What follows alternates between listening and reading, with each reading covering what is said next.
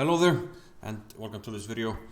Well, it's the final day of the Opera EuroRapid, the Meltwater Champions Chess Tour. And, well, as I'm recording this, it's very exciting who's going to advance. But this game obviously caught my eye. A lot of exciting games today. I'll probably do a few videos because so many games that caught my eye and were highly interesting. And we'll start with this one. The fan favorite, Daniil Dubov, has the white pieces against Liren. Now, before, Magnus Carlsen basically played for almost 2 years without losing a classical chess game. The person before him, flirting with 100 games in a row without losing, was Liren. Extremely solid player. So what's about to happen is all the more astonishing. So we've seen e4 from Dubov.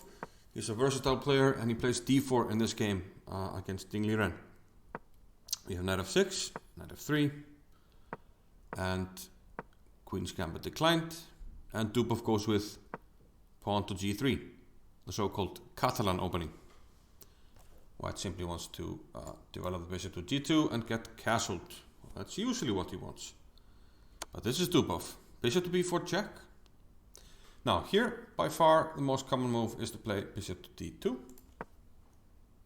Bishop usually retreats. And the game goes on. Both sides castle and we have a middle game. Now the reason black is willing to spend a tempo to go here and back with the bishop is that usually in these positions white is more happy to put the bishop from c1 to play b3 and put the bishop on b2. So black is arguing that white needs to lose time back to get this optimal placement, so he's willing to lose time. But Dubov plays knight b to d2, which is a more rare move. And it allows black to take the pawn on c4, which we can't take back because, well, the knight is pinned. Note that we can't win the bishop because knight c6 defends the bishop. So Dubov gets on with development, bishop to g2. a5 now by Liren. And note that if white plays this line, black can play c3 here and try to hold on to the pawn. But I have a feeling that Dubov would have had something special up his sleeve here. So white is down a pawn, but he's going to have very interesting play. He's going to castle and have played down the b file, down the diagonal. The bishop can jump to a3 in some lines if black doesn't castle immediately. And note that we can't take this pawn immediately because of queen a4 check. And now we can take on d4. True, black can take back with the queen, but bishop takes c6, undermines the queen, it's check, we're going to win the queen. But black can play something else, and it's an interesting game. White gets compensation for a pawn, and Dubov is happy to play such a position. So after a5, we had a3 now. And since black went for this business here, he kind of has to take on d2 now. If he retreats with the bishop, knight takes c4, and the knight all of a sudden makes sense on c4. Having spent this time, and we can develop the bishop freely. So black takes on d2 here. Bishop takes back. And castles is now actually a novelty according to my database, but will transpose to something that has been played before. Usually black plays b5 here. After castles, we transpose to lines where white goes queen c2 earlier, and only now b5. So now again we get a position that has been played before. So we kind of have two novelties in this game. Castles was a novelty. And now we have a4, and this has all been played before. Trying to undermine black's pawns here. Black is up a pawn, but white is trying to undermine them. c6. And now, I mentioned earlier that white usually castles. But no, this is Dubov. He plays h4. The alpha 0 push, the fawn pawn. He wants to push it down the board, try to create something on the king side. Now knight bd7 by Ding hasn't been played before. Bishop b7 has been played, knight a6. And this is probably not a good move. Having said that, I mean, where does the knight go? You have to develop the knight or the bishop. Bishop b7 actually looks more natural here. But we have a game that's been played here. And white gets a really interesting play here with his pawn sacrifice g4.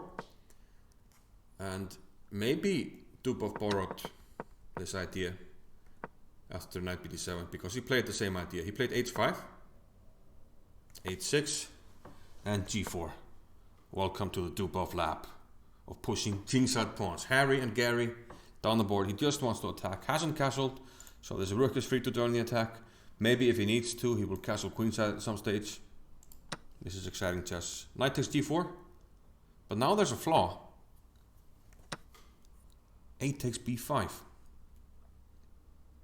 And after this funky business with h5 and g4, we have an undefended knight on g4. So now, if Ding were to take on b5, which he did not do, what can we play? Undefended piece, undefended piece. Go ahead, attack them both, and win one. So we can't take the pawn. So Ding played bishop b7. But here white has a very nice move. The kind of move that's hard to see sometimes. A retreating move. I even have a whole chess book called Invisible Chess Moves by Johannan Afek, where we have plenty of examples of like these backwards moves that people often miss. But Dubov didn't miss it. Now, did he see it, or is this from Dubov's lab? I don't know. Could be a mixture of both, but knight h2. And what are you going to do? Ding actually took on f2. Desperation. If he were to take on h2, obviously the knight is attacked, and now we've opened up for the bishop, so b takes c6 is a big problem. If we take the knight, b takes c6. What to do? Okay, if you try to give back some stuff here, maybe this was a way to try to get a playable game. I'll take the rook, I want the exchange, and I still have threats on the g file and h6, so you have to be careful here. Computer obviously likes this for white, but maybe in a practical game, black could put up a fight. Note that we can also introduce the other rook here, so plenty of stuff going on. But Ding panicked here, and maybe it's difficult to find something. Actually, it's maybe just winning for white. He took an f2, king takes, queen h4 check, king retreated, and queen f6. And actually after bishop f3, move 18. Move 18, guys. Ding Liren resigned.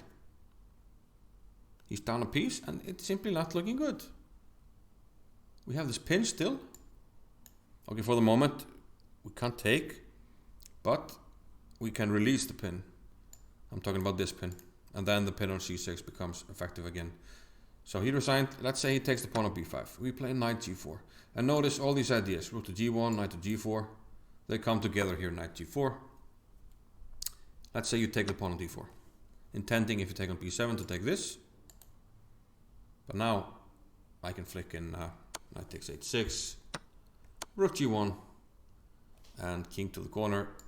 Then there's bishop c3 with a skewer. More material for white. So we can't do that. If we try to keep the pin on f3, let's say we play queen f5. The bishops will simply be too strong here. I'll take on h6, I'll take your queen, take on b7, retreat the bishop, and you have a pawn hanging, you have a pawn hanging, you have a pawn hanging. There's a check. There's too much going on. The bishop will, the bishop will just wipe out the pawns. It's game over. So Ding didn't want to see anymore, and he resigned. The normally unbeaten Ding, as I've called him before, but certainly beatable today by Dubov. And this means Dubov has a good chance. He's kind of fighting on the bubble. You know, there are a bunch of players that, if they lose games, they're in big trouble. If they win a game, it's looking good. But it will all come down to the last round. And I'm hoping Dubov advances because, boy, he is exciting to watch. So see you in the next video. Thanks for watching. Bye-bye.